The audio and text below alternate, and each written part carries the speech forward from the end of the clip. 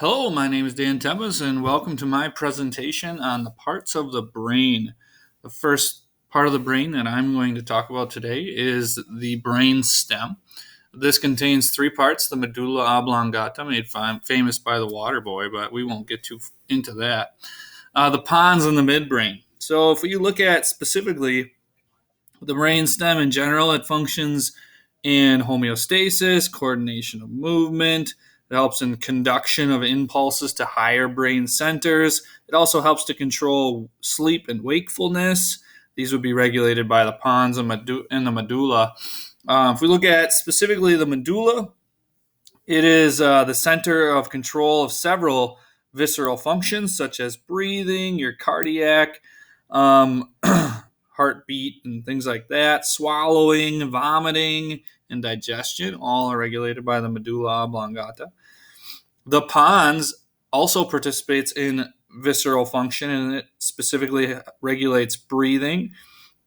These centers would be found regulates the breathing centers. That are found in the medulla, and then we have the midbrain. And the midbrain contains centers for the receipt and integration of several types of sensory information. It helps with visual and auditory reflexes. It helps to relay information to and from higher brain centers, and also is involved with arousal. Another part of the brain stem would be the reticular formation, and this contains the reticular activating system, which helps the brain ignore some information while allowing us to focus on others. The next part of the brain that I would like to talk about is the cerebellum. And the cerebellum is really important for coordination. It also helps us to air check, so when our movements aren't going as maybe they should, they aren't as coordinated.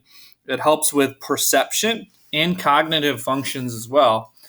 The cerebellum is really involved with learning and then remembering motor skills. So if you're a sports person, this is why you practice. The more you practice, you're developing your cerebellum. And it helps to, again, both learn and remember these motor skills. This is going to relay the sensory information about your joints, your muscles, the sight and sound. All of that is going to coordinate all of that and also correlate that and connect that with the cerebrum, which we're going to talk about later. So cerebellum, all about motor movement, and really important for those types of movements and learning and coordinating that. The next part I'm going to talk about is the embryonic diencephalon, which develops into three regions: the epithalamus, the thalamus, and the hypothalamus. So specific to the epithalamus, this is going to include the pineal gland and the choroid plexus. This is going to produce cerebrospinal fluid from blood. And next is the thalamus. The thalamus is the main input center for sensory information going to the cerebrum, and the main output center for motor information leaving the cerebrum. This is going to sort information from all of your senses. It's going to send it to the appropriate cerebral center where it would then get processed. Last, then, with the hypothalamus, this is going to be really important in regulating homeostasis, things like thermoregulation, for instance. It also helps to regulate hunger and thirst. Basic survival behaviors, again, feeding, also fighting and fleeing, though, and also reproduction. It is also the source of the posterior pituitary hormones. All right, so then next is the cerebrum. And the cerebrum is going to be the most highly developed structure in the mammalian brain. The cerebrum has two hemispheres, the left and right hemisphere, and it also is going to have external gray matter, but internal white matter, as well as basal nuclei. The basal nuclei specifically help to learn and plan movements. It is important to point out that the left hemisphere of the brain controls the right side of the body, and then vice versa. So the right side of the brain is going to control the left side of the body. Those two hemispheres are connected by the corpus callosum. And the corpus callosum is a really interesting structure. Again, it connects the two sides. But there are circumstances um, when this gets cut. So sometimes when people maybe struggle with like seizures, for instance, this corpus callosum will be cut.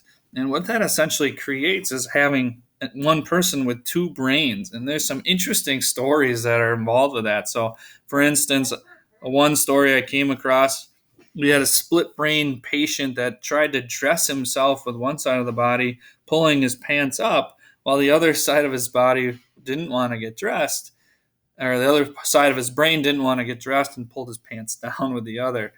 Another story that I heard was pretty crazy. One side of his brain grabbed and caused his body to grab his wife and shook her violently, while his right hand came to his wife's aid and actually aggressively grabbed the left hand. So pretty crazy stuff when the corpus callosum is severed. Again, that's your connection point between your left and right hemispheres of your cerebrum.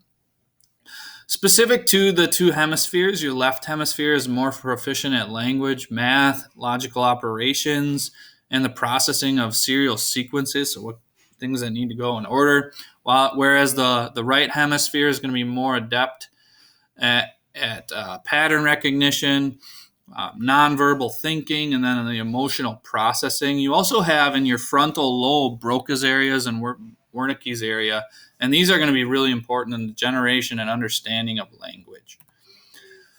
So if we look at, again, the cerebrum, most complex part of the brain, the cerebral cortex is going to be where your sensory information is analyzed. Your motor commands would be issued and sent throughout the body. Your language is generated here. It also controls your voluntary movement and cognitive functions. So essentially your thinking processes. And then I just want to talk about the four lobes of the cerebrum. So you have your frontal lobe, your parietal lobe, your temporal lobe, and your occipital lobe. So this picture does a really nice job of showing just some of the key areas in each one of those. So if we look at the frontal lobe here, we have your association area. Your speech is going to be generated here. Again, that would be involved near like Broca's area. Your motor cortex is there as well. Again, the frontal lobe is really involved with like thinking and processing. Parietal lobe, you have your somatosensory cortex as well as your somatosensory association area. So this is going to be like your sensations. So here we have speech, here we have taste, and then back here in the parietal lobe, reading is also involved with that. Then in your occipital lobe, the occipital lobe is really focused on what you see. So your visual association area and vision is centered in the occipital lobe.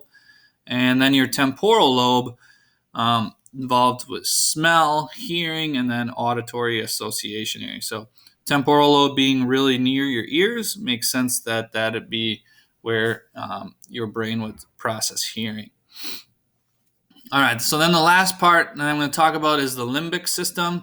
So while the frontal lobe works with short-term memory, it's going to be interacting with the hippocampus and the amygdala to connect and solidify that long-term memory. So here we have your amygdala and your hippocampus down here. And the limbic system is going to include those three parts that I just talked about, the amygdala, the hippocampus, and the olfactory bulb. So just forgot to point out your olfactory bulb in that picture on the previous slide. So here's where that would be. And these structures are really going to help to control primary emotions. They're going to provide a base for emotional memories and then connect your emotions with specific events. So all about making connections there. So the three references that I used a video done by Mr. Anderson with Bozeman Biology. I used my AP Biology textbook. And then I also used our class textbook for the current class that we are in. So I hope you enjoyed my presentation on the parts of the brain. Have a great day.